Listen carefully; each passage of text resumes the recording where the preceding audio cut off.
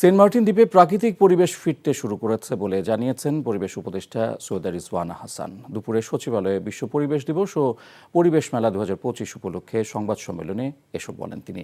এ সময় টাঙ্গুয়ার হাওরে কিভাবে পর্যটন হবে এ বিষয়ে নীতিমালা করা হচ্ছে বলে জানান তিনি। এছাড়া শব্দ দূষণ কমাতে আইন পরিবর্তন করে পুলিশকে এনফোর্সমেন্টের ক্ষমতা দেওয়া সহ বনের দখল দূষণ রোধে 8টি আইন ও বিধিমালা সংশোধনের কাজ প্রায় শেষ বলে জানান উপদেষ্টা। বলেন, দূষণ সৃষ্টিকারী যানবাহন বন্ধ করতে অভিযান চালানো হবে।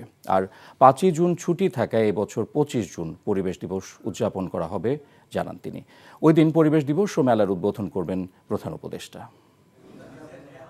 সরকারি পর্যায়ে কিন্তু সেন্ট মার্টিনের জন্য নীতিমালা করা আছে, যেগুলো গেজেট নোটিফাই। এই তিনটার সমন্বয়ে আমরা একটা মাস্টার প্ল্যান করতে পারি কিনা। এইটার পাশাপাশি আমরা জলবায়ু পরিবর্তন ট্রাস্ট ফান্ড থেকে একটা প্রকল্প অনুমোদন করা হয়েছে, যেখানে অল্টারনেটিভ লাইভলিহুড দেয়া হবে সেন্ট মার্টিনের মানুষদেরকে। বান্ডেল থাকলে প্রতি সেনমানিতে টাকা বাঁচবে।